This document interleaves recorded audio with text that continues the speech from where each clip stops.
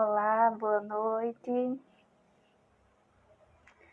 Seja bem-vinda à live.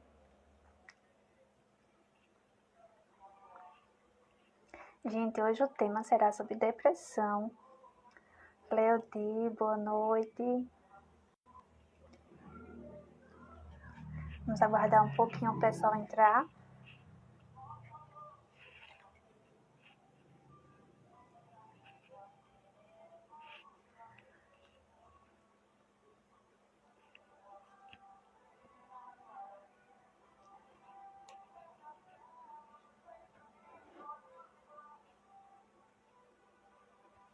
Tá conseguindo me ouvir direitinho?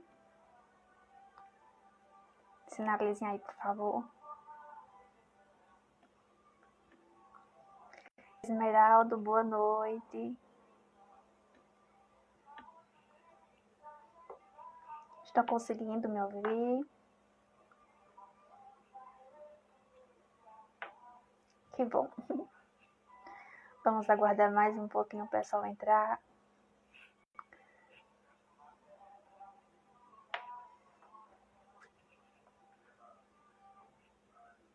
Hoje é um tema muito legal de se debater. Felipe, boa noite. Vamos aqui.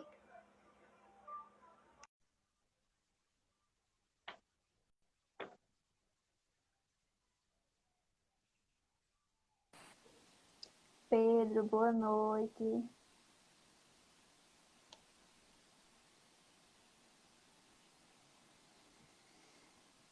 Aguardando. Agora foi.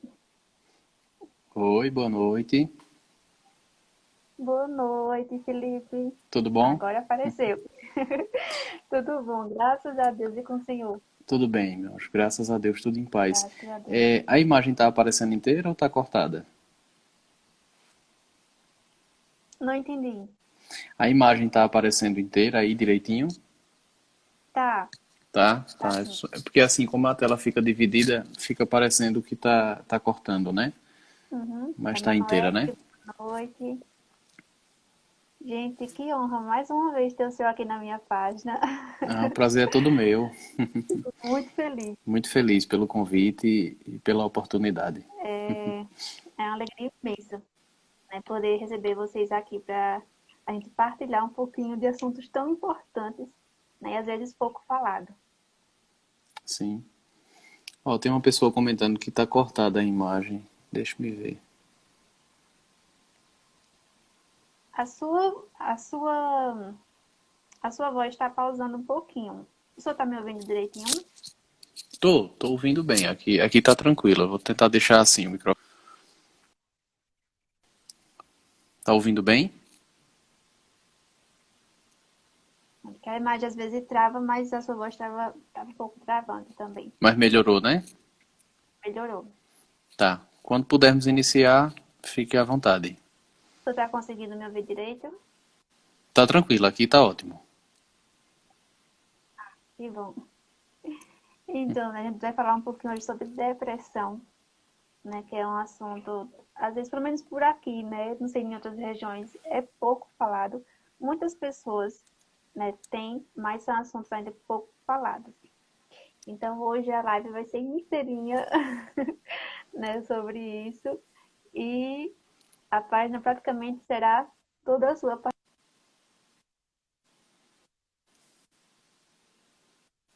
Que bom, que bom. Fico muito feliz. É um tema realmente muito importante de se discutir, né? Oi? Não, que estava reconectando aqui novamente. O meu também. Acho que agora voltou, né? É um tema muito importante de se discutir, né? Primeiramente, boa noite a todos que estão aqui. Gostaria de agradecer primeiramente a você pela oportunidade, mais uma vez, né, de através desse canal alcançar tanta gente, né, para trocar informação, para gerar conhecimento e gerar cuidado, que é realmente o mais importante no âmbito da saúde mental, né? Então, obrigado pela oportunidade, espero que seja bom, que seja produtivo e que a gente deixe um Sem dúvida. construto, né, na vida de cada um, tá bom? As explicações são riquíssimas, você sabe disso. Ah, que bom, que bom. Fico feliz. Espero que hoje seja assim. Espero conseguir fazer dessa forma, tá? É, eu tomei a liberdade de seguir uma padronização muito similar que nós fizemos na live de esquizofrenia. Eu separei 4 questões norteadoras e aí eu coloquei alguns conceitos para que a gente possa debater em cima disso, tá? Então, com base nessas essas diretrizes, a gente vai falando quais são os sintomas, né? Como é que a gente identifica, como é que se trata, quais são as condições para que a gente consiga entender, né, a doença e só então falar de como tratar dela, tá? Então, vamos iniciar. Meu nome é Felipe, a quem não me conhece, eu sou enfermeiro de formação. Atualmente eu trabalho com gestão da qualidade, mas eu também já trabalhei coordenando serviços de saúde mental, de imunização, e aí possuo essa experiência de atuação na coordenação no governo do estado. Passei 4 anos e trago essa bagagem profissional. Gosto muito de falar sobre saúde mental e sempre que tenho uma oportunidade me faço presente nesse contexto, tá? Então, a primeira questão seria o que é de fato uma pessoa depressiva, tá? Para a gente iniciar pontuando. Antes de falar da depressão em si, é importante a gente falar do que é um transtorno mental, tá? Até porque algumas pessoas não são da área de saúde e é importante entender primordialmente o conceito de um transtorno mental. Um transtorno mental ele é definido pelo DSM, que é o Guia de Doenças de Saúde Mental, como uma síndrome caracterizada por uma perturbação clinicamente significativa, eu vou ler o conceito, depois a gente discute, na cognição, regulação emocional ou comportamento de um indivíduo e que afeta a capacidade social, profissional ou de alguma outra área importante. Então, não é simplesmente uma alteração no meu comportamento, na minha vida profissional ou no meu cognitivo, é uma alteração que seja capaz de interferir na minha rotina. Ora, a partir desse sintoma, eu começo a ter uma redução da minha capacidade de, por exemplo, convívio social, de desempenho no meu ambiente de trabalho, né, de comunicação com as pessoas, de atuação no meu papel familiar, enfim. A partir do momento que essa perturbação começa a trazer prejuízos em algumas dessas áreas, aí sim eu posso dizer que tenho ali instalado um transtorno. Então, que se entenda isso. Por quê? Uma resposta que se espera a um fator estressor comum, ela não pode ser caracterizada como um transtorno mental. Por exemplo, você perdeu um ente querido, né? Acontece o falecimento de um familiar seu. Naturalmente, você vai desenvolver uma condição de tristeza, né? Você vai chorar, você vai entrar em um processo de luto e é esperado, é socialmente aceito, inclusive, uma perturbação do comportamento e do componente emocional, porque você está vivenciando o processo Ô de Felipe, perda. licença, o seu áudio está cortando novamente. Eu vou tentar segurar o microfone aqui mais próximo para ver se melhora. Fica melhor assim? Tá. Deixa eu tentar aproximar mais um pouco para ver se melhora. Tá me ouvindo melhor? Estou. Tá.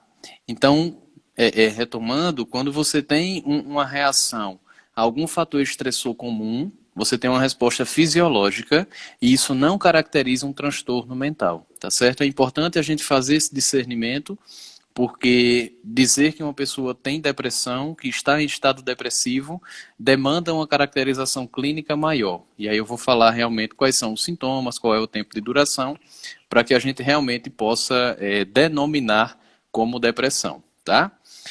A OMS ela coloca desde 2009 que a depressão ela e ela tem uma projeção até 2030 de se tornar a doença mais prevalente, né? A principal comorbidade para o planeta inteiro. Então não vai ser o câncer, não vão ser as doenças cardíacas. Até 2030, a previsão da OMS é que a depressão ocupe e permaneça por um tempo no primeiro lugar. Então, e isso dá uma denotação do quanto é importante falar sobre esse assunto, né? Quando uma entidade mundial faz uma projeção epidemiológica de uma doença nessa escala, a gente entende o quanto é importante falar dela, tá?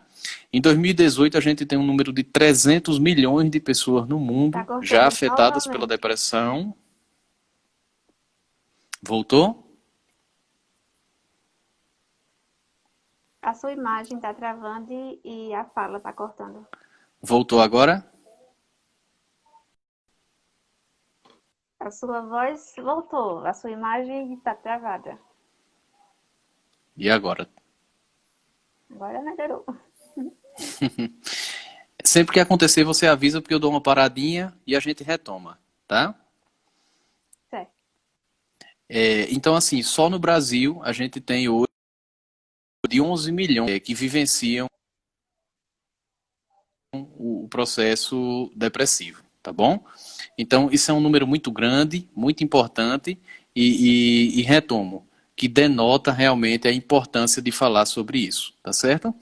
Primeiro, qual é a etimologia, né? De onde vem a palavra depressão? Vem do latim depressio, que dá a ideia de algo que é pressionado, que é afundado de forma natural ou por uma pressão externa.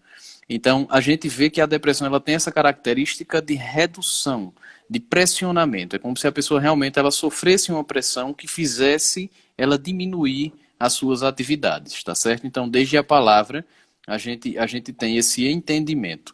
Durante muitos anos se tratou a depressão como melancolia. Somente a partir do século XVIII e XIX, né, com o surgimento da psiquiatria moderna, é que realmente o termo depressão passou a ser utilizado, tá certo? Eu vou manter o microfone aqui perto para ver se melhora um pouquinho, tá bom? Então, qual é a definição clínica de uma depressão? Para você caracterizar uma pessoa como portadora de depressão, ela precisa possuir pelo menos 5 dos 9 sintomas que eu vou citar aqui. Então, pelo menos 5, tá? No final eu vou falar da condicionante. Desses 9, pelo menos 2 precisam estar presentes obrigatoriamente e eu vou dizer quais são. Quais seriam esses sintomas? Primeiro deles, humor deprimido. Então, o paciente vai ficar triste, vazio, sem esperança. Então, ele o tempo todo está com um processo de tristeza, ele não tem perspectiva nenhuma de futuro, ele não faz planos, tá certo? E aí a gente lembra que na criança e no adolescente, essa característica pode se dar pela irritabilidade.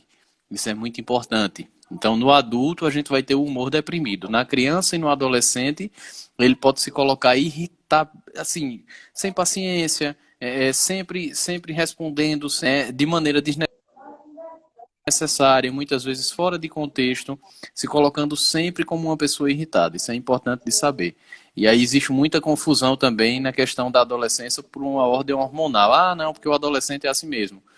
Nem sempre, né? E aí essa irritabilidade do adolescente, ela pode ser um sinal de depressão decorrendo do humor deprimido, tá? Esse é o primeiro sintoma.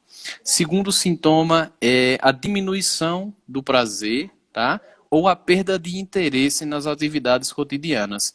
Então, naturalmente, a gente tem atividades que a gente desenvolve todos os dias, né? No nosso trabalho, na nossa família, e o paciente depressivo ele começa a perder o prazer nisso. Ele não gosta mais, ele não sente mais prazer em fazer aquilo que outrora ele fazia, ou ele realmente perde o interesse, ele não quer trabalhar, não quer conversar, né? Ele perde a vontade de fazer as atividades cotidianas, tá?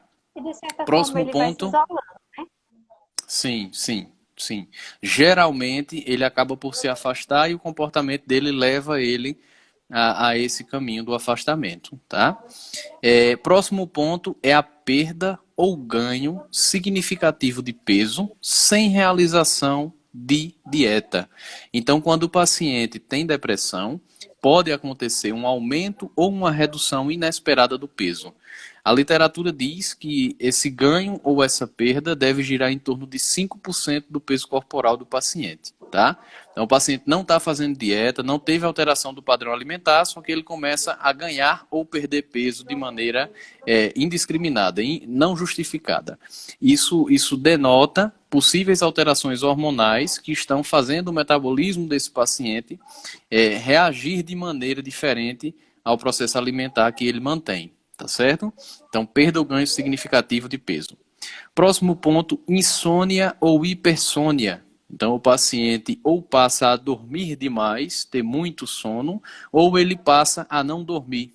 Tá? Então, as alterações do sono estão presentes também no paciente depressivo, nos dois sentidos. Mesma coisa do peso, ele pode ganhar ou perder. O sono, da mesma maneira, ele pode dormir mais ou menos que o habitual, tá certo? Agitação ou retardo psicomotor. Só um adendo sobre esses sintomas, tá? Desses 9 que eu estou falando. Pode ser por percepção subjetiva. O que é isso? Eu converso com o paciente e percebo na fala dele, ele deixa transparecer essas características. Ele comenta, né, que dorme mais ou menos, que tem ganhado ou perdido peso, que perdeu o interesse. Então, o paciente ele não vai chegar relatando abertamente o sintoma, mas numa conversa você identifica, você subjetivamente percebe essa sintomatologia, tá? Ou, além dessa percepção subjetiva, o relato, que aí é quando um familiar, alguma pessoa que convive com aquele paciente vai trazer, né, para a gente que é profissional, na fala, um relato de como essa pessoa tem se comportado. E aí a gente vai realmente fazer essa triagem e observar a presença de pelo menos 5 sintomas desses 9 que eu estou citando aqui. Tá? Então, essas são as duas vias de percepção: subjetiva, através da fala do paciente, ou relatada por uma pessoa próxima a ele. Continuando, agitação ou retardo psicomotor. Então, o paciente ele pode se mostrar muito inquieto ou muito lento. Tá? Então, assim, muito impaciente, muito agoniado, né, como dizemos aqui no Nordeste, muito apressado, fora do comum, fora do ritmo normal dele, ou muito lento, né, muito letárgico, sem iniciativa para fazer as coisas, né, no estado de avolia, onde ele não tem realmente o ímpeto de levantar, de sair, de se pronunciar, de fazer nada. Tá? Isso aí é alteração realmente psicomotora.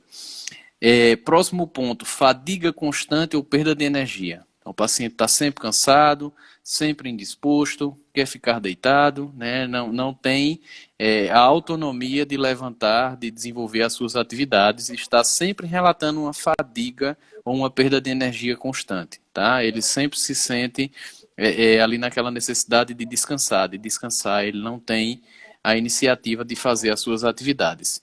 Sentimento de inutilidade ou culpa excessiva. Isso é muito comum no ambiente de trabalho. Né? O paciente ele começa a dar sinais de que acha que não é útil. Ah, eu não sirvo para nada. Né? Esse é o tipo de fala muito comum. Eu não sou útil, eu não sirvo, o que eu faço não é bom, nada faço presta, né? O meu serviço qualquer pessoa faz, ou uma culpa excessiva. Tudo o que acontece ele atribui a si próprio, ele puxa para si. Né? Então houve um problema em casa de qualquer ordem e ele vai procurar um motivo de culpa para puxar para ele.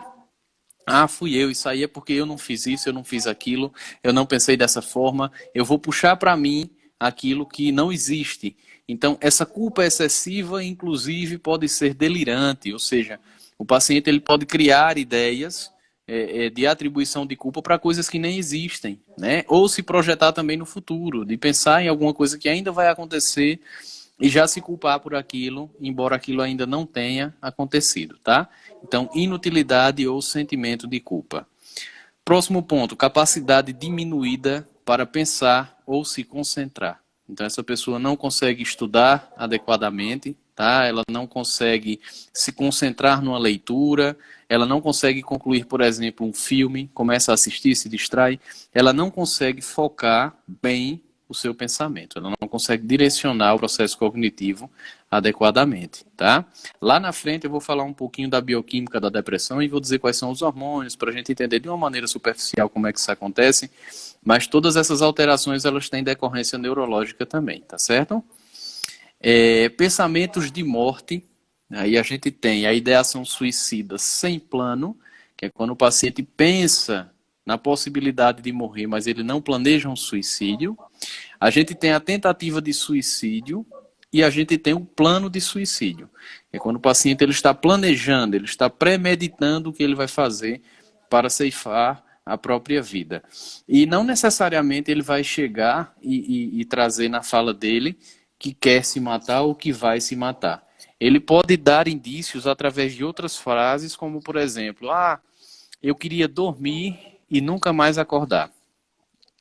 Eu queria sumir, Eu queria desaparecer para não ter nenhum desses problemas, né? Eu gostaria de não existir. Ah, eu queria ter uma doença para realmente acabar com o meu sofrimento. Então, assim, esse tipo de fala é extremamente preocupante. E ele pode sim denotar que o paciente tem ideação suicida, tá? Não significa que ele está planejando, não significa que ele vai tentar, mas é uma necessidade de fuga através do processo de morte. Tá? Então, isso aí Ô, a gente Felipe, caracteriza como ideação suicida. Pois não, Val? então, assim, né, quando chegar esse ato, digamos, soltar essas indiretas, né? A família que ouve, ela pode estar, né, atenta a esse momento, não é isso? Sim, A você demais, vai falar, demais, tá? demais. Geralmente isso é um sintoma tardio. Quando o paciente chega ao ponto de desenvolver uma ideação suicida, ele já atravessou todos os outros sintomas, geralmente. Nem sempre, mas geralmente, tá? Então, assim, ele dá outros indícios, como aqueles que nós falamos até agora, né? Do humor deprimido, da perda ou alteração do sono, do apetite, da perda do peso, da perda do prazer. Quer dizer, existem muitas outras vertentes de sintomatologia até que ele chegue no ponto da ideação suicida. Então, cabe sim aos familiares e aquelas pessoas que convivem mais com o paciente, com a pessoa, perceber e intervir. Mais na frente a gente vai falar um pouco sobre tratamento e eu vou explicar qual é a conduta, né? Mas assim, uma fala dessa ordem ela gera muita atenção, tá certo? A gente precisa realmente se manter muito atento quando a pessoa ela decorre nesse tipo de comentário, tá? Agora que a gente já viu todos os sintomas, existem duas condicionantes. Primeiro, não existe nenhum fator que contribua para esses sintomas. O paciente não está tomando nenhum remédio para isso, tá? Ele não está passa por um processo de luto, como o exemplo que nós demos no início, ou seja, não existe algo que justifique esse comportamento. Então, lá no início eu falei de transtorno mental e eu disse que existem reações que são fisiológicas, né, são esperadas. Então, tem medicamentos, por exemplo, que realmente eles trazem um humor deprimido. Eles trazem alteração de peso, né, de ganho ou de perda, trazem alterações do sono, de hipersônia ou de insônia. Então, é importante eliminar do contexto a presença de algum fator que condicione a sintomatologia do paciente, tá certo? Muito importante isso. Essa é a primeira condicionante. Segunda condicionante é a gente identificar que esses sintomas são capazes de alterar a capacidade cognitiva, de funcionamento social, profissional ou outra área importante da vida desse paciente. Então, ora, se o paciente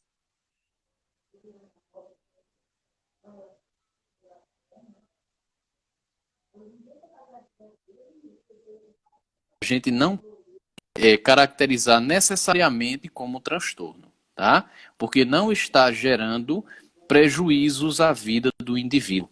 E o transtorno mental, ele por definição é caracterizado pelo prejuízo realmente em alguma área importante da vida dessa pessoa, tá certo? Qual é o tempo necessário de sintomatologia para que a gente tenha a caracterização desse transtorno?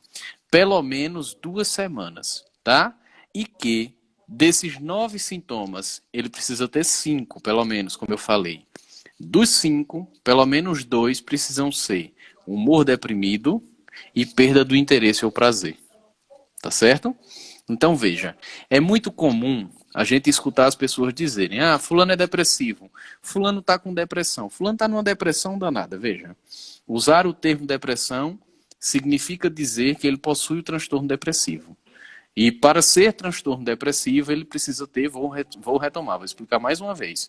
Desses 9 sintomas, pelo menos 5, num período de 15 dias, desde que pelo menos 2 sejam humor deprimido e perda do prazer ou não só do prazer, mas também do interesse, né, de desenvolver as suas atividades, tá certo?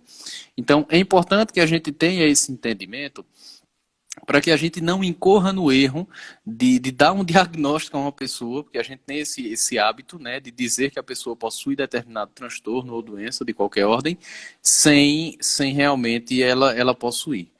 Outra coisa, quem fecha diagnóstico, quem determina, quem dá o CID do paciente, né, que é a Classificação Internacional de Doenças, é o médico psiquiatra.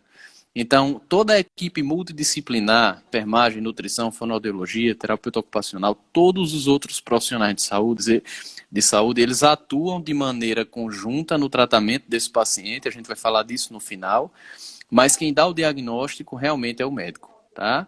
Então, ele vai considerar esse rol de sintomas com essas características para fechar o diagnóstico de depressão. Oi, Val. Então, caso você dê algum sintoma, o médico de imediato que a gente deve procurar é o psiquiatra. Idealmente, sim. Tá? Vai depender do seu modelo de assistência. Por exemplo, você é um usuário do SUS. Qual é a porta de entrada? É a unidade básica de saúde da família. Né? E aí o médico ele vai dar um encaminhamento para que você seja atendido por um médico psiquiatra ou pela equipe multiprofissional no CAPS, por exemplo, do seu município. Lá vai ser feita uma triagem, eles vão traçar um PTS e dentro da equipe multidisciplinar do CAPS existe o psiquiatra, que vai fechar o seu diagnóstico e, se necessário, prescrever o tratamento medicamentoso. Mas, além disso, a terapia multiprofissional é o que realmente é muito importante para cuidar e promover a melhora dessa pessoa, tá? Lembrando que o foco de tratamento na saúde mental é na pessoa e não na doença. Eu não vou tratar a depressão, eu vou tratar o paciente. Isso é completamente diferente. Quando a gente chegar lá no final, eu vou falar um pouco, a gente vai levantar essa discussão para entender a condução clínica desses casos, tá? Mas aí da parte de sintomatologia, eu acredito que ficou claro, né? Eu acredito que a gente conseguiu entender bem quais são os sintomas, quais são as condicionantes, qual é o tempo, para que a gente tenha realmente uma definição de que seja depressão, ok? A Ok. segunda questão seria: estar constantemente triste é sinônimo de depressão? Não necessariamente. Então, assim, não é porque eu estou triste, não é porque eu percebo que eu tenho uma recorrência do processo de tristeza que eu estou com depressão. Não, de jeito nenhum. Eu preciso considerar tudo aquilo que a gente acabou de conversar. Se existe algum fator externo que está condicionando isso, seja ele químico ou social, o tempo de duração dessa minha tristeza, se ela excede realmente os 15 dias, e se eu tenho aquela configuração, aquele setup de sintomas. Então, lembrem-se, são 9, dos 9, pelo menos 5, e dos 5, que pelo menos 2 sejam humor deprimido ou perda do prazer e interesse, tá? Então, assim, isso tem que ficar A muito primeira claro, coisa, né, principalmente para a gente que é da área que de o saúde. pessoal, a primeira coisa que o pessoal, principalmente os mais velhos, quando vê assim, alguém muito quieto, muito na dele, já diz logo, cuidado, ele pode estar em depressão, tenha cuidado. Ela logo, joga logo aquelas indiretas. É, infelizmente, aqui no Nordeste, é muito comum a gente ouvir esse tipo de fala, inclusive da seguinte ordem: ah, isso é frescura, né? Isso é besteira, isso passa, né? As pessoas ainda Uhum. não entendem, elas ainda não entendem o impacto que o componente psicológico e emocional tem no corpo físico. A gente é do mundo ocidental, então aqui na nossa cultura o foco é muito físico. Quando a gente vai ao médico, a gente espera que ele prescreva um medicamento, que ele passe um exame, que ele faça um exame físico. A gente gosta muito da propedêutica, do toque, mas o componente psicológico e emocional é determinante, eles são fundamentais no processo de cuidado de qualquer paciente, não é só do paciente de saúde mental, não. Tá entendendo? Então, assim, se você não estiver psicologicamente bem, tenha certeza de que fisicamente você não vai ficar bem. É só uma questão de tempo. Mas a gente precisa mudar essa cultura, né? Olhar um pouco mais para as culturas orientais e trazer um pouco desse conhecimento tão antigo e tão valioso sobre o cuidado com a saúde mental das pessoas, tá? Então, realmente é muito importante mudar, de alguma maneira, pelo menos com os nossos adjacentes, essa cultura de que problemas psicológicos, transtornos mentais são de menor escala do que os que são físicos. No início, eu falei de um exemplo epidemiológico, né, onde a OMS coloca na projeção mundial a depressão como principal doença para o nosso planeta. Então, se eu tenho uma projeção epidemiológica de um órgão dessa escala, colocando aí daqui para 2030, nos próximos 9 anos, como a principal doença do mundo, eu não posso ignorar isso. Né? Quem sou eu com meu preconceito para julgar e para diminuir essa patologia? Né? Então, Por isso que no início eu agradeci pela oportunidade, porque um momento como esse, quem está aqui acompanhando, quem se dispôs a conhecer um pouco mais sobre o assunto, pode já ter passado por algum momento desse, pode ter desenvolvido alguma sintomatologia, ou estar convivendo com alguém no trabalho, na família, seja onde for, que tem essas características e que você passa a ficar instrumentalizado. Quando você conhece, quando você estuda, você tem condições de identificar, de perceber e de intervir. Você pode salvar a vida de alguma pessoa, né? Mas quando você não tem o conhecimento, você não consegue associar aquilo que o paciente está demonstrando, que a pessoa está trazendo de sintomas, ao transtorno. Então, realmente, você deixa passar despercebido e muitas das vezes acaba acontecendo uma tragédia, né? Se a gente for ver os históricos, por exemplo, de suicidas, principalmente esse pessoal mais famoso, a gente vê que nas notícias que saem, geralmente são pessoas que não dão sinais, né? São pessoas que aparentam estar bem, que estão ali momentos antes do suicídio conversando, elas não deixam transparecer, justamente porque o processo de dor e de ideação suicida é muito profundo, muito individual, e a gente tem que ter essa capacidade técnica de perceber na sutileza, né, de que esse paciente está em um processo depressivo, tá certo? Então, continuando, como é que eu consigo reconhecer um paciente depressivo, né? O que é que deve gerar um alerta para mim? Então, não dá para a gente falar disso sem falar de sintoma. A gente retoma o que a gente já tinha dito. Então, o paciente vai trazer uma fala negativa, ele sempre vai estar indisposto, ele sempre vai estar desinteressado,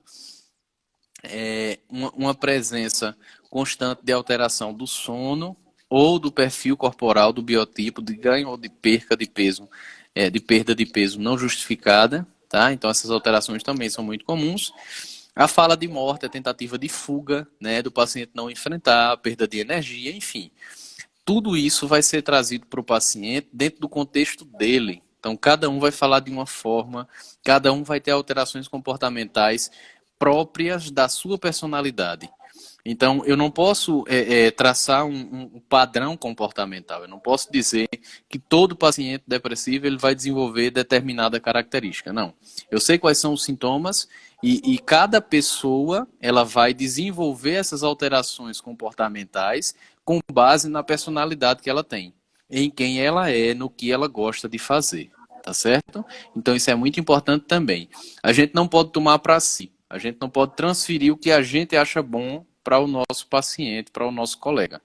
Então, não é porque aquela pessoa não tem interesse em determinada atividade que eu gosto, que significa que aquilo é um problema para ela. Não necessariamente. Tá certo? Então, a gente tem que ter esse cuidado para não julgar, tá? Para não intervir de maneira negativa nesse processo. Outra fala preconceituosa e muito comum é o seguinte: isso é falta de fé. Isso é falta de Deus na tua vida. Veja, isso é uma visão tão reducionista, né? Deus pode ser extremamente importante no processo de tratamento desse paciente, perfeitamente. O componente da fé, o componente espiritual, ele é preponderante no tratamento de qualquer transtorno psicológico, desde que aquilo seja importante. Porque se o paciente não tem em si, na sua personalidade, o componente espiritual presente, de que adianta eu ir falar a ele de Deus? Eu tenho que buscar na personalidade dele o que é importante. Qual é a estrutura egóica desse paciente? Quem ele é? Do que ele gosta de fazer? Quando eu entender isso, eu vou conseguir ajudá-lo a ser uma pessoa melhor e se recuperar daquele transtorno.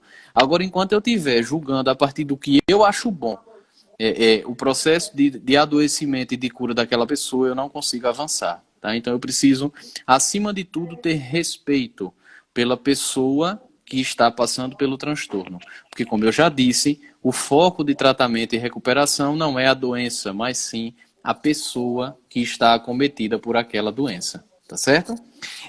Então, o próximo ponto seria de que maneira o paciente depressivo poderia viver uma vida normal. Né? Como tratar realmente da depressão.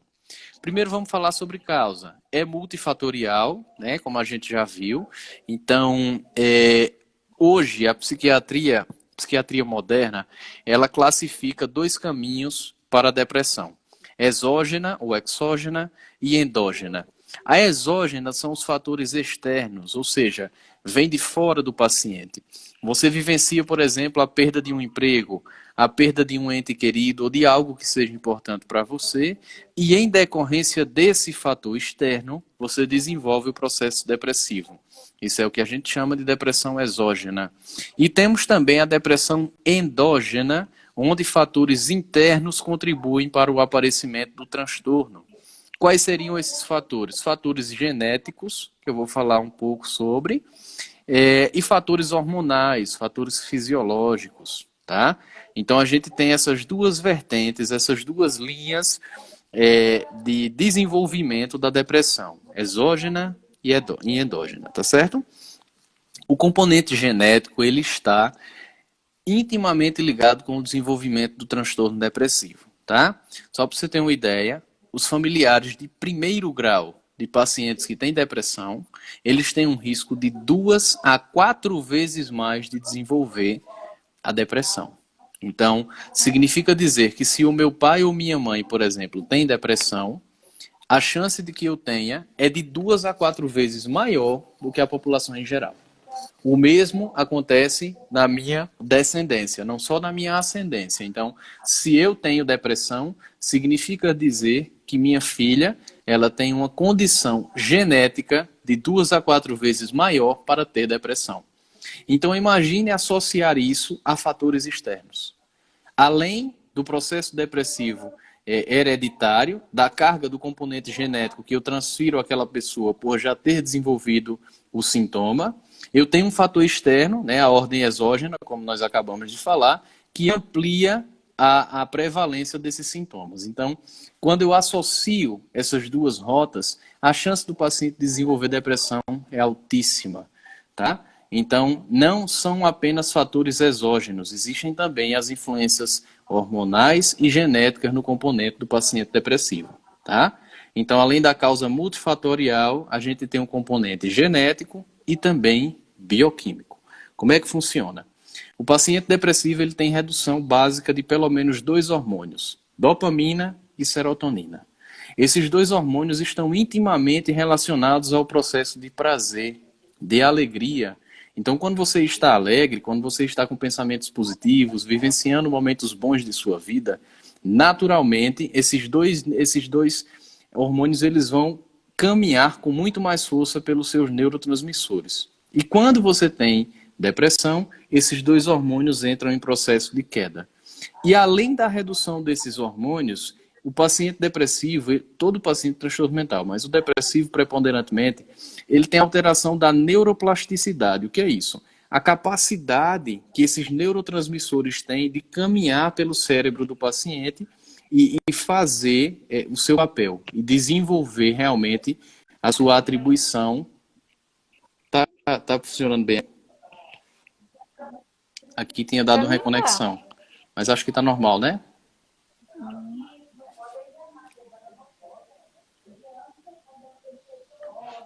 Tá, eu acho que tá normal então. Pronto, tranquilo. Então, além da regulação de produção desses neurotransmissores, a gente tem a genética e o ambiente. Então, assim, é muita coisa. A gente tem os fatores externos, a gente tem as ocorrências de vida que trazem ao paciente a necessidade ou não de realmente desenvolver a sintomatologia. A gente tem os componentes internos de ordem genética e hormonal. Então, a soma de tudo isso leva o paciente a desenvolver o transtorno, tá certo? Então, se eu vivo num ambiente muito estressante, por exemplo, o meu trabalho demanda muito de mim, me provoca um estresse sempre alto, eu vou ter uma alteração hormonal também, eu vou ter muito cortisol no meu cérebro. Isso vai condicionar uma exaustão que pode fazer com que eu desenvolva sintomas depressivos. Então, assim, o lugar onde eu estou, o ambiente onde eu convivo, ele é determinante para mim. Só que aí vem o componente genético. Ora, eu estou sendo exposto a alterações hormonais pelo ambiente em que eu vivo. Vivo num ambiente estressante ou num ambiente com poucos estímulos. E aí, diante dessa já influência externa, eu tenho uma alteração hormonal e tem um componente genético, ou seja, eu já tenho um fator de hereditariedade presente, provavelmente eu vou desenvolver o transtorno. Porque eu tenho todos os fatores ali presentes e atuantes para que eu desenvolva essa sintomatologia. Então, dizer que um paciente depressivo está com frescura é algo inadmissível, né? Quando você entende todos esses intervenientes hormonais, genéticos e ambientais, você percebe que essa visão reducionista da depressão como algo pequeno ou de menor impacto, ela é de extrema ignorância e a gente não pode tolerar, tá certo? É uma doença complexa, não é simples de tratar, demanda muito tempo e muito respeito pelo paciente, tá? Então, que fique claro, né, que no entendimento desse processo de adoecer, a gente saiba que não é algo voluntário. Ninguém escolhe ter depressão. Ninguém quer estar doente. Então, uma pessoa depressiva, ela precisa de tudo menos julgamento. Se você vai julgar, se você vai tentar diminuir, é melhor não intervir, é melhor não se aproximar, porque já é difícil. E se você vem com um olhar só biológico, você não ajuda muito. Então você tem que olhar para a pessoa, para o componente emocional e psicológico, para só assim conseguir realmente ajudá-la, tá? Quais são as linhas terapêuticas, para a gente finalizar? Como é que a gente consegue tratar o paciente com depressão? Agora que a gente já entendeu a causa, né, a origem, a sintomatologia, como é que se trata um paciente depressivo? A gente tem duas rotas. Primeiro, a gente vai ter o tratamento medicamentoso, que é de suma importância, né? Porque a gente tem alquímicas, como falamos até agora, e que precisam de um auxílio realmente medicamentoso. E além do medicamento, a gente precisa das terapias. Então, um não funciona sem o outro, tá? Pode ser que você melhore com um ou outro. Tudo bem, até porque o componente pessoal ele é variável. Cada pessoa reage de uma maneira. No entanto, aliando o tratamento medicamentoso às terapias complementares, a gente realmente tem uma eficácia muito maior no processo de recuperação desse paciente, ok? Quais seriam os principais medicamentos? Quais são as linhas medicamentosas? Fluoxetina, né? Geralmente primeira linha de escolha, né? Os nomes comerciais mais comuns são Prozac e Daforin. Esse medicamento ele aumenta os níveis de serotonina. Então, como a gente falou lá no início, aliás, agora há pouco, serotonina e dopamina são reduzidas no paciente que tem depressão, pelos fatores que nós já conversamos, né? A carga genética e os estressores externos. Então, é um medicamento que ajuda muito, tá? Escitalopram, os nomes comerciais são Lexapro, Êxodos ou Reconter. Esse medicamento ele corrige as concentrações danosas dos neurotransmissores. Então, se eu tenho neurotransmissores em excesso, provocando alguma alteração da neuroplasticidade, como eu havia falado, esse medicamento ele ajuda a corrigir e ele também eleva os níveis de serotonina. Ele é muito utilizado, esse citalopram, para os transtornos também de ansiedade e de pânico. Ele dá uma estabilizada no componente emocional do paciente. Tá? É um medicamento muito efetivo. E temos também a mirtazapina. Comerciais mais comuns são Remeron, Zispin, Avanza, Remergil, Benelate, Razapina. Mas o componente químico é a mirtazapina. É um tetracíclico que ele aumenta a quantidade de serotonina e de noradrenalina. Então, esse medicamento ele auxilia o paciente também naquela questão da perda do prazer, da avoria. Ele dá um ânimo a mais também no paciente, além de estabilizá-lo emocionalmente, tá? Mas, como eu disse, o tratamento medicamentoso ele não deve ser conduzido isoladamente. A gente não deve e nunca vai conseguir tratar como foco primário um paciente de transtorno mental com medicamento.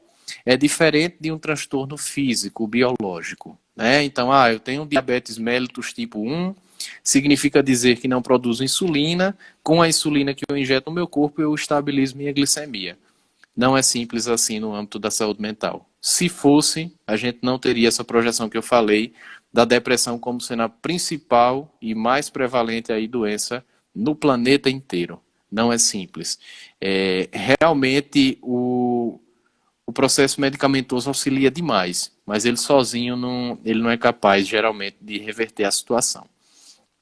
E aí, as terapias, elas potencializam o efeito dessas medicações e auxiliam o processo terapêutico. Então, todo paciente, ele tem geralmente gatilhos emocionais, ou seja, situações que levaram ele a desenvolver o transtorno e que recorrem no pensamento dele. Então não sai do pensamento dele aquilo que aconteceu, aquele fator externo que motivou o desenvolvimento do transtorno, se faz presente de maneira recorrente no pensamento dele e ele precisa de maneiras de burlar esse pensamento, de olhar para isso de outra maneira. E aí a gente tem as práticas integrativas, como por exemplo a psicoterapia, né, que é preponderante. O psicólogo ele tem um poder, um olhar muito bom, sabe? Então assim, o psicólogo ele tem um olhar técnico, ele vai avaliar essa pessoa de uma maneira muito diferente, porque ele vai entender todo o componente emocional, comportamental daquele paciente e poder ajudá-lo a mudar de perspectiva,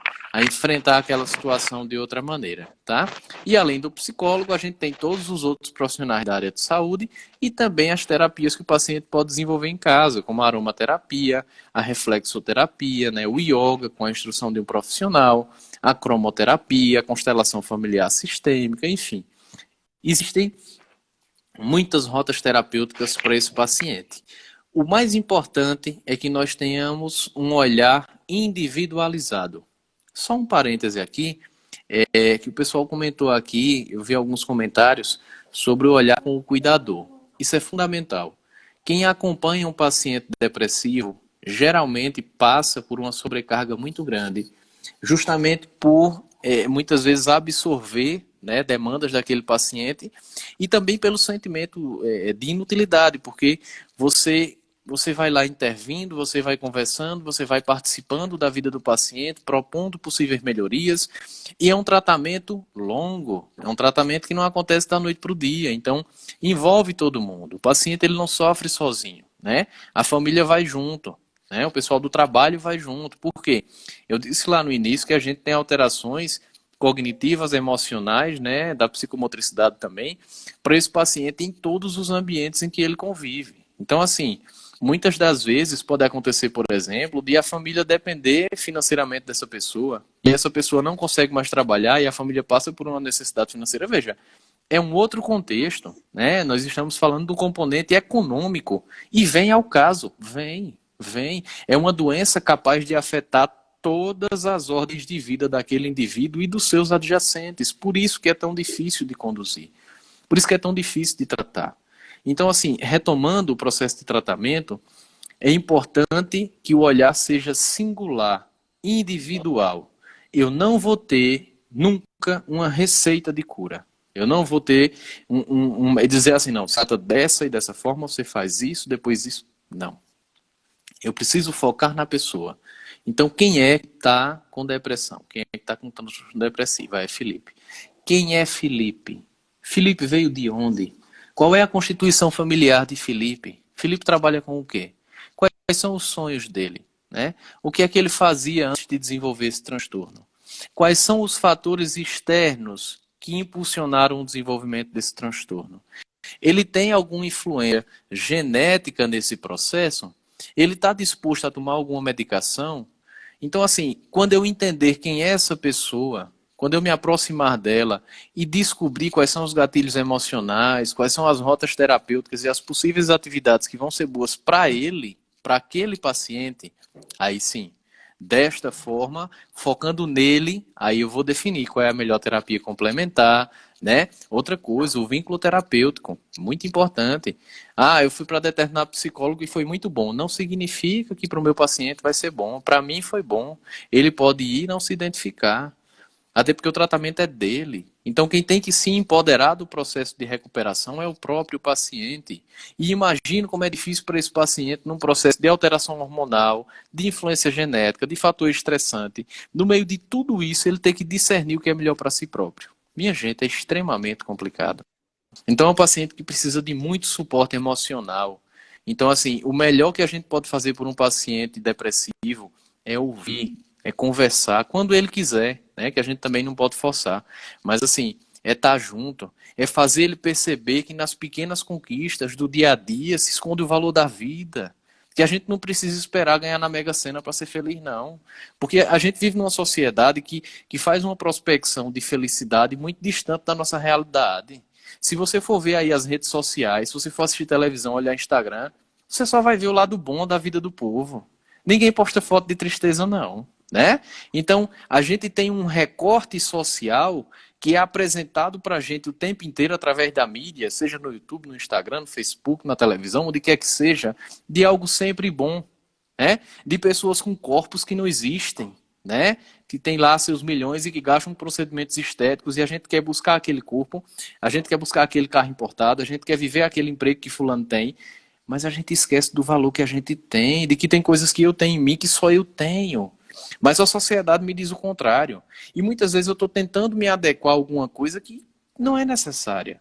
Então, esse processo de reconstrução, de olhar para si próprio e de valorizar o que se tem de bom, é importante demais.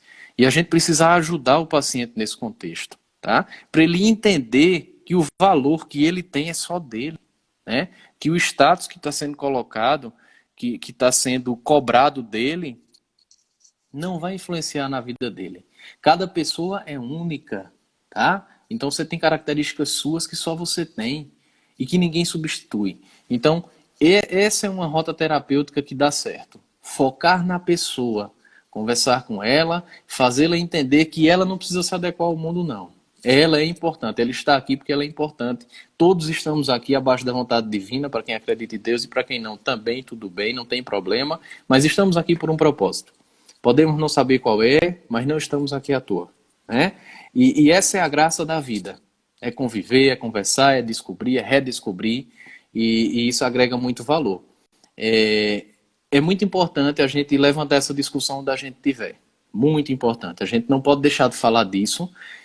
A gente está suscetível a isso demais. Por mais que você nunca tenha tido nenhum problema, a qualquer tempo da sua vida, infelizmente, pode acontecer alguma coisa com você que vai levar você a ter uma depressão. Você não vai escolher.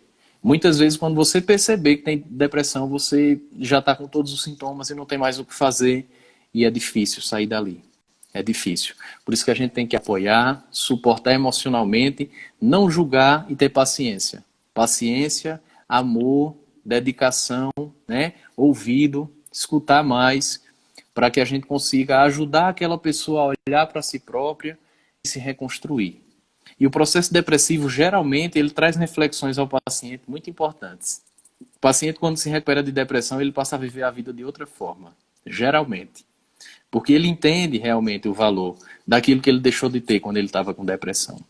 E eu vou dizer mais uma vez, não é fácil, não é facultativo, e lembre-se que a pessoa está com alterações químicas de ordem neurológica. Então, quando a pessoa só quer dormir, só quer ficar deitada, não quer fazer nada, ela não é preguiçosa, não. Ela não está escolhendo aquilo, não. Ela tem alterações na cabeça dela, químicas, que ela não controla. E você só vai fazer aquilo mudar através de tudo isso que a gente tem falado. Da conversa, do cuidado, do carinho. Então, da mesma forma que quando você está triste, você tem pouca serotonina e pouca dopamina, quando você está feliz, você tem muita. Ora, procure fazer aquela pessoa feliz, né? De alguma forma, leve ela a se reconectar com alguma coisa que faça bem a vida dela. Uma música que ela gosta de ouvir, dançar um forró, não sei, seja o que for, o que é bom para ela. Né? É o que? É ir lá no sítio comer uma rapadura ou é ir lá no restaurante italiano em São Paulo? Tanto faz, tem o mesmo valor. Que seja bom para ela, que faça bem para ela, não para mim, para ela, porque é aquela pessoa que precisa de cuidado. E através daqueles pequenos momentos, valorizando coisas do dia a dia, você vai ajudando a pessoa a se reconstruir. Por mais difícil que seja, não é impossível. E o importante é que a gente seja gente. Antes de tudo, a gente seja gente. Então, não adianta eu ter qualquer curso, qualquer formação complementar. Se eu não for uma pessoa engajada no processo de cuidado com outra pessoa, se eu não olhar de gente para gente, dificilmente eu consigo intervir na recuperação do paciente depressivo. Tá? Então, o componente pessoal ele é preponderante na recuperação do paciente. Tá bom? Tranquilo, deu para entender, Val? Tudo certo? Nossa, perfeito. Eu tenho certeza que muita gente aí está muito satisfeita com Que bom, tudo que que o senhor bom. fala. E, ô Felipe, tem uma faixa etária assim mais vulnerável a ter ou não? Ela pode acontecer a qualquer tempo. Pode acontecer a qualquer tempo. Infelizmente, a gente está vendo uma diminuição da faixa etária. a depressão ela tem se instalado com idades cada vez menores, tá? Infelizmente. E aí o processo de infância, de pré-adolescência e de adolescência tem alterações hormonais nativas próprias do processo de adolescência, de transição para a fase adulta, que potencializam a vivência da depressão. Principalmente a pressão social, como eu falei agora há pouco, né? As redes sociais elas projetam uma vida que não existe, né? Que é perfeita só na foto. A gente tenta buscar, não alcança e se frustra. Só que a gente não entende o ritmo, a cadência, o ritmo de cada um é totalmente diferente. Eu posso estar com 50 anos de idade, nunca trabalhei com nada, não sei o que quero da vida e tudo bem. Ou com 15 anos eu já sabia o que eu queria, abrir uma empresa e deu tudo certo. Tudo bem também, é o meu ritmo, é o meu tempo. O problema é que a gente fica medindo o tempo da gente pelo tempo do outro. Isso não dá certo. Então, assim, fulano com 25 anos casou, tem um filho, tem uma casa, tem um emprego ali. Qual foi o estilo de vida que ele levou? Qual foi o suporte financeiro, emocional, social, espiritual que ele teve? Será que eu tive as mesmas condições? Será que ele, no meu lugar, tendo vivido o que eu vivi, tinha feito a metade do que eu fiz? Será que ele tinha aguentado passar pelo que eu passei? Mas a gente não olha para si próprio. A gente só olha o outro. E tem muitas coisas que a gente passa que ninguém conseguiria passar. Que a gente é guerreiro, que a gente vence, só que a gente não enxerga. A gente acha que é besteira, né? Que é pouco, que não vale. Então, assim, é uma mudança de perspectiva, né? Eu posso olhar para mim e dizer, pobre de mim, tive depressão, né? Ou eu posso olhar para mim e dizer, poxa, eu tive uma depressão, o que é que eu vou fazer? Né? Será que eu vou conseguir sair daqui? Se eu estou no fundo do poço, eu vou escolher nunca mais voltar aqui porque eu vi que não dá certo, ou eu vou ficar aqui e eu não vou querer mais sair. Entende? Então, assim, é esse processo de reorientação que você não faz só. Tem que ter alguém ali com você para fazer você entender que você tem valor e que suas conquistas são sim importantes, porque o que você fez, talvez muita gente no seu lugar, com a sua condição, não conseguisse fazer. E é isso que a gente tem que fazer o paciente e às vezes até a gente mesmo entender. Uhum. E a minha última pergunta, pelo menos da minha parte, se o pessoal também quiser fazer alguma pergunta, sinta-se à vontade. Sim, sim. Mas há uma diferença entre a depressão adulta e infantil? Olha, o que muda são os condicionantes, né? E assim, quando uma criança ou um adolescente desenvolve o processo depressivo, o modo como ela olha para o mundo é muito diferente do adulto. Então, assim, a criança ela pode somatizar mais rápido. Pode acontecer alguma coisa ali que para o adulto seja simples, mas que para ela seja extremamente grande. A criança ela tem uma percepção de realidade onde tudo é maior. Se você parar para pensar em coisas que na sua infância você via e achava que eram gigantes, hoje você vê que não eram gigantes. Você era criança e achava que aquilo era muito grande. E isso realmente se aplica a tudo. A criança, ela olha tudo de uma maneira muito grande. Então, assim, o impacto para a infância é maior. Por quê? Ali a criança está em processo de desenvolvimento. Então, assim, ela está construindo conceitos, ela está elaborando opiniões e percepções de mundo. Então, o impacto pode ser maior ainda quando acontece com a criança, tá? Uma das alterações muito comuns para a criança, que é sinal de depressão, lembrem que são todos aqueles sintomas, tá? Não é só isso não, mas assim, é o não desenvolvimento, o não crescimento dentro do padrão. O acompanhamento pediátrico, ele quando é feito de maneira adequada, existem parâmetros de desenvolvimento e de crescimento que são acompanhados pelo médico e que são esperados. Então, a criança com determinada idade, ela deve desenvolver determinadas atividades, sejam elas cognitivas ou psicomotoras, e ter também determinada estatura, determinado peso esperado com percentil, para mais e para menos. Então, quando a criança começa a apresentar um desvio de rota, né, mudando realmente o padrão de desenvolvimento e crescimento, que é diferente de desenvolvimento e crescimento, isso pode ser um sinal de processo depressivo se instalando. Tá? Então, assim, é mais complexo porque são momentos de vida diferentes. Então, a criança e o adolescente estão em um processo diferente de vida e de olhar para o mundo. Mas, assim, a condução clínica e terapêutica, ela é realmente focada na pessoa. Então, se é uma criança, se é um adolescente, a família, aquelas que convivem e os próprios profissionais de saúde devem direcionar realmente